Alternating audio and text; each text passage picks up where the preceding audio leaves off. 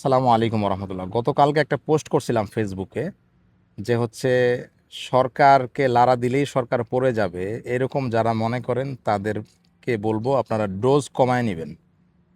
এই কথাটা বলার পরে আমাকে অনেকেই হচ্ছে যে আওয়ামী লীগের দালাল বলছেন, কেউ বলছেন যে আপনি যে তলে বিএমপি করেন সেটা তো বুঝতাম না। তো এটার একটু তাফসির করি, এটার একটু ব্যাখ্যা করি। আসলে রাজনীতি নিয়ে খুব বেশি কথা বলার ইচ্ছা আমার নাই, আমি একটু ব্যবসার দিকে ফোকাস করতে চাই, কারণ বাংলাদেশের মানুষের সবচেয়ে বড় সমস্যা হলো অভাব। সেটা নিয়ে কাজ করতে চাই, সেটাকে দূর করার জন্য যতটুকু সম্ভব আমি কাজ করব ইনশাআল্লাহ। তো এই কথাটার ব্যাখ্যা করি, সেটা হলো দেখেন, অনেকেই বলছেন যে আওয়ামী লীগ অনেক শক্তিশালী ছিল, আওয়ামী লীগই টিকে নাই, বিএনপি কিভাবে টিকবে।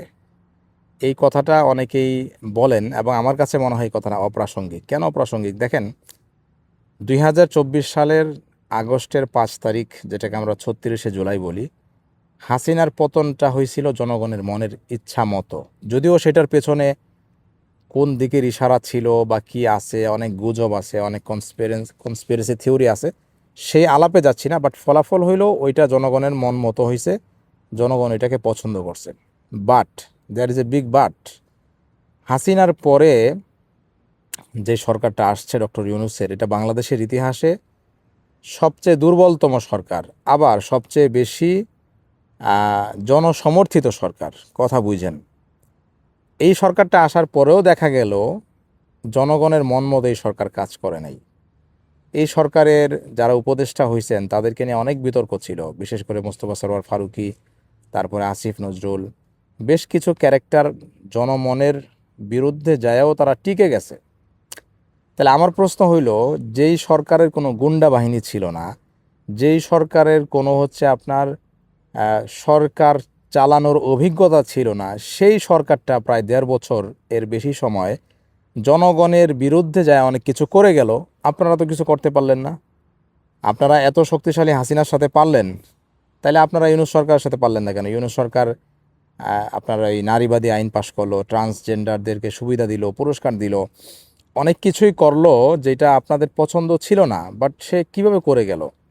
তারপর ইউনূস সরকার হাদির বিচার করতে পারলো না বা করলো না, আপনারা সেটা চাইলেন কিন্তু ইউনূস সরকার সেই বিচার করলো না। আবার আপনারা না বলতেই ইউনূস সরকার হাদিকে সিঙ্গাপুর পাঠাইলো, তারপরে হচ্ছে যে আপনার ওই যে কি বলে, তাকে কবি নজরুলের পাশে কবর দিল, অনেক কিছুই হইল যেটা আপনারা আপনাদের চরম ক্ষোভ থাকা সত্ত্বেও ইউনূস সরকার খুনির বিচার নিয়ে খুব একটা অ্যাক্টিভ থাকলো না। আজকের আধুনিক যুগে আমরা দেখলাম যে আমেরিকাতে একজন খুনি, যে বাংলাদেশি এক যুবক এবং এক তরুণীকে হত্যা করছে, তাকে কিন্তু ধরা হইল।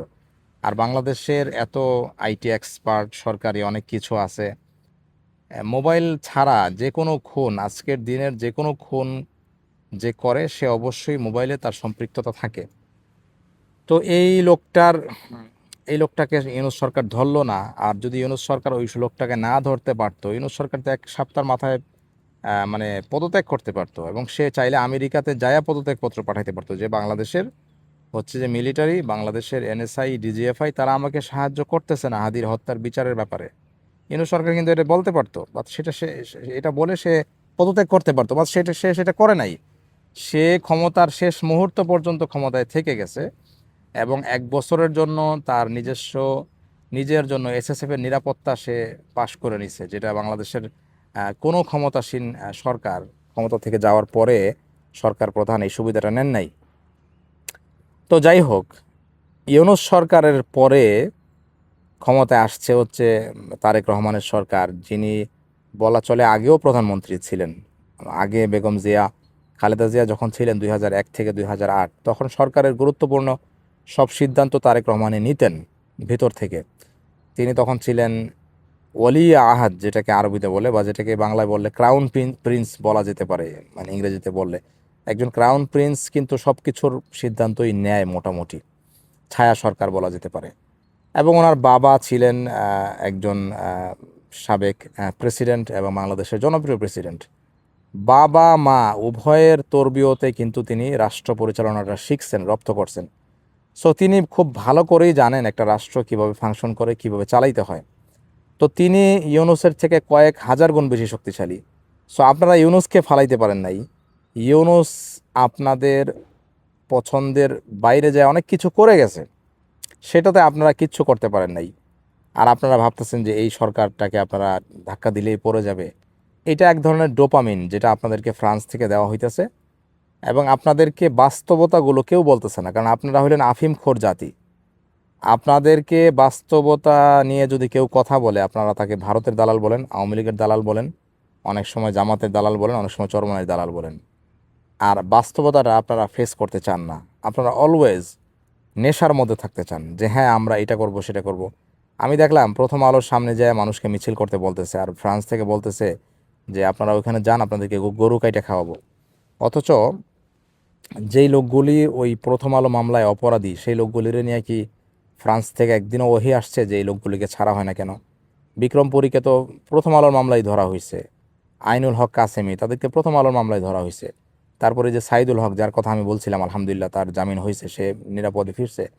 তো প্রথম আলো ভাঙার জন্য আপনাদেরকে পাঠিয়ে দেওয়া হয়, 32 ভাঙার জন্য আপনাদেরকে পাঠিয়ে দেওয়া হয়।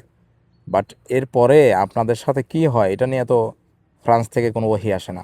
আর একটা কথা আমি বলে রাখি, দেখেন, আমাদের দেশের যত জ্ঞানী মানুষ আছে, যত বিশ্লেষক আছে, সবাই যেটা করে আপনাদেরকে ইতিহাসের বর্ণনা দেয়, আপনাদেরকে ইতিহাস বিশ্লেষণ শেখায়।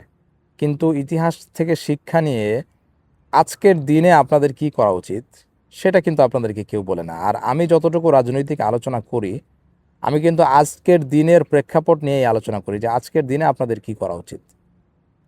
কারণ আজকে অতীত থেকে শিক্ষা নিয়ে যদি আপনি আজকের অতীতকে যদি আজকের সাথে কানেক্ট না করতে পারেন, তাহলে তো আপনার অতীত আলোচনা করার কোনো মানে হয় না।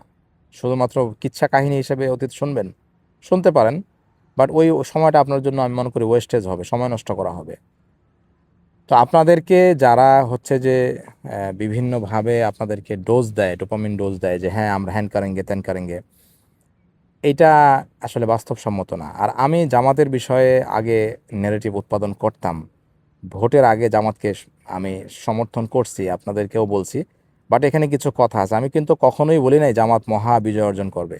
আমি কিন্তু জামাতের উইক পয়েন্টগুলোতে বারবার পোক করছি। আমি কিন্তু এটা বলছি যে জামাত, বিএনপির যারা ঋণ খেলাপি তাদের বিরুদ্ধে আওয়াজ তোলা উচিত, জামাত নির্বাচন বয়কট করার হুমকি দেওয়া উচিত। বয়কট করে ফেলতে বলি নাই, একটা বেঁকে বসার ব্যাপার, যে আমি নির্বাচন করব না যদি এই হচ্ছে যে এই লোকগুলিকে কিছু না করা হয়। তো জামাতের ক্ষেত্রে আমি যেটা দেখছি, জামাতের যে একজন অলওয়েজ জামাত যেটা করে আসছে পূর্বে থেকে, তাদের যারা নেতা তাদেরকে ছাড়ানোর জন্য তারা অনেক ছাড় দিছে।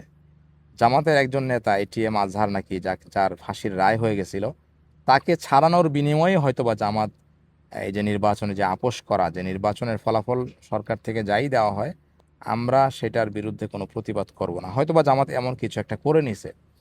কারণ জামাত কখনোই ম্যাস পিপলের আবেগে তারা সাড়া দেয় নাই। আমরা দেখতে পাই যে দেলোয়ার হোসেন সাইদি, তার মুক্তির জন্য 150 থেকে 200 ছেলে মারা গেছে রাস্তায়।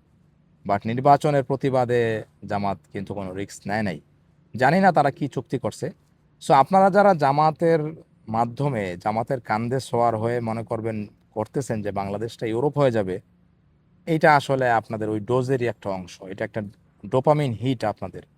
এটা কখনো হবে না। জামাত এই ধরনের কোনো দল না যে হচ্ছে সরাসরি কোনো আন্দোলন করে সরকারের বিরুদ্ধে কোনো কঠোর অবস্থানে যাবে। জামাত ওই ফেসবুকে একটু হাহা রিয়াক্ট দিবে, এই সমালোচনা করবে, এই পর্যন্তই তাদের দৌড়। এর বাইরে আসলে তাদের তেমন কোনো দৌড় নাই। তাদের দৌড় যদি থাকতো সেটা নির্বাচনের ফলাফলের সময় তাদের প্রতিক্রিয়া দেখে বোঝা যাইতো। এবং জামাতের কান্দের নিচে যারা আশ্রয় নিচ্ছে তারাও জামাতের মতো নরম হয়ে গেছে। মামুনুল হক সারা দুনিয়া হুঙ্কার দিয়ে কাঁপায় ফেলায়, অথচ নির্বাচনের পরে আমি দেখলাম যে জামাতের ইশারায় সে চুপ হয়ে গেল। তার মামুনুল হক ফেল করবে এইটা কোনো পাগলও বিশ্বাস করবে না, বাট সে কিন্তু সেটা মাইনে নিছে। তো যাই হোক, আমি বলবো আপনাদেরকে সরকারের যৌক্তিক সমালোচনা করেন। সরকার যদি কোনো ভুল সিদ্ধান্ত নেয় সেটাকে আপনারা যুক্তি দিয়ে বুঝাই দেন যে সরকার আপনি এটা ভুল করতেছেন, এই ভুল করাটা আপনার জন্য ভালো না। বাট এই যে ট্রলবাজি করা, তারেক রহমানকে মার্টিন লুথার কিং বলা, আপনি হয়তো বলতে পারবেন, বাট এটার এটার মানে এটার জন্য কিন্তু আপনাকে পরবর্তীতে করতে হবে। যখন ধরবে তখন কিন্তু আপনারা টের পাবেন। তখন কিন্তু যাদের পাল্লায় পরে আপনারা ট্রলবাজি করতেছেন তারা কিন্তু ধরাছোঁয়ার বাইরে থাকবে। সো আমি দেশবাসীকে বলতে চাই যে এখন আর কোনো সম্ভাবনা বেঁচে নাই 24 কেন্দ্রিক। সো আপনারা ওয়েক আপ টু রিয়ালিটি। ভালো থাকবেন, আল্লাহ হাফেজ।